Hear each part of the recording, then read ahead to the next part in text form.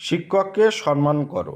ইংরেজিটি লিখেছি respect your teacher. Okay, good afternoon to all. আশা করি প্রত্যেকে ভালো আছেন। আজকেও বেশ কয়েকটি নতুন নতুন সেন্টেন্স নিয়ে আলোচনা করব। আশা করি এগুলো আপনাদের অবশ্যই হেল্পফুল হবে। ওকে, চলুন ভিডিওটি শুরু করা যাক। প্রথম যে সেন্টেন্সটা লিখেছি এটা কিন্তু অবশ্যই ইম্পারেটিভ সেন্টেন্স, কেননা দেখুন ভার্ব দিয়ে সেন্টেন্সটি শুরু হয়েছে। ওকে, গলা নিচু করো, লোয়ার ইওর ভয়েস। ওকে, এটা কিন্তু অবশ্যই ইম্পারেটিভ সেন্টেন্স, কারণ এখানে আদেশ করছে যে গলা নিচু করে কথা বলো। ওকে, আমাকে ভুলে যেও না, ডোন্ট ফরগেট মি। এটাও কিন্তু ইম্পারেটিভ সেন্টেন্স, এখানে রিকোয়েস্ট করা হচ্ছে যে আমাকে ভুলে যেও না জন্য। ওকে, তর্ক করো না, ডোন্ট আর্গু। অবশ্যই ইম্পারেটিভ সেন্টেন্স, আর আর্গু মানে হচ্ছে কি তর্ক করা, ওই জন্য আমি লিখেছি ডোন্ট আর্গু। 15 নম্বর পাতাটি খোলো, ওপেন অ্যাট পেজ 15। ওকে, অবশ্যই এটি ইম্পারেটিভ সেন্টেন্স, না শিক্ষক হয়তো বলছেন যে ছাত্রকে বলছেন যে 15 নম্বর পেজটি খোলো। ওকে, এই জন্য এটি ইম্পারেটিভ সেন্টেন্স, আদেশ করছেন। চলন্ত বাসে উঠো না, don't get into the running bus. আচ্ছা, এখানে দেখুন অবশ্যই ইম্পারেটিভ সেন্টেন্স, এখানে কিন্তু উপদেশ দেওয়া হচ্ছে যে চলন্ত বাসে কখনোই উঠবে না, অ্যাক্সিডেন্ট হয়ে যেতে পারে। ওকে, মোমবাতিটি নিভিয়ে দাও, blow out the candle.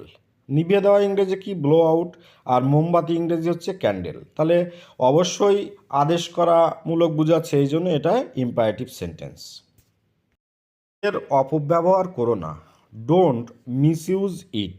Misuse মানে কি অপব্যবহার করা, তা নিষেধ করছে যে মিসইউজ করো না, এটাকে অপব্যবহার করো না, এই জন্য অবশ্যই একটি ইম্পারেটিভ সেন্টেন্স। ওকে, দয়া করে গণ্ডগোল করো না, ডোন্ট মেক এ নয়েজ। দেখুন এখানে মানে কেউ হয়তো ছাত্ররা বা কেউ এখানে গণ্ডগোল করছিল, তাকে গিয়ে শিক্ষক মহাশয় বা অন্যজন কেউ একজন নিষেধ করছে, তাই ওই জন্য বলেছে don't make a noise here. Okay, আর যেহেতু এখানে আদেশ করা বোঝাচ্ছে বা রিকোয়েস্ট করা বোঝাচ্ছে, এই জন্য এটি অবশ্যই ইম্পারেটিভ সেন্টেন্স।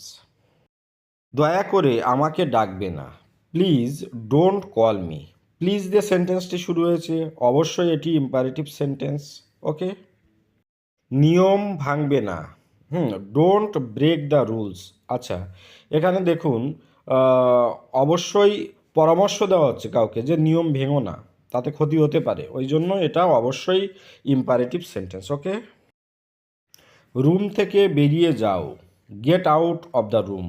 আদেশ করা বোঝাচ্ছে যে রুম থেকে বেরো, রেগে গিয়ে হয়তো টিচার বলছে বা কেউ একজন বলছে যে গণ্ডগোল করছিল, এখনই রুম থেকে বেরো, এই জন্য এটা আদেশমূলক, তাহলে কি হবে অবশ্যই এটি ইম্পারেটিভ সেন্টেন্স হবে। ভালো অভ্যাস শেখো, ইংরেজিটি লিখেছি লার্ন গুড হ্যাবিটস। এখানে কিন্তু ভার্ব দিয়ে সেন্টেন্সটি শুরু হয়েছে। ওকে, ভালো অভ্যাস শেখার জন্য পরামর্শ দেওয়া হচ্ছে। ওকে, অ্যাডভাইসমূলক আর কি, তাহলে ইংরেজিটি লিখেছি লার্ন গুড হ্যাবিটস। ওকে, তাহলে অবশ্যই সেন্টেন্সটি কি সেন্টেন্স, ইম্পারেটিভ সেন্টেন্স। তাহলে ভিডিওটি আজকের মতো এখানেই শেষ করছি। ভালো থাকবেন সবাই।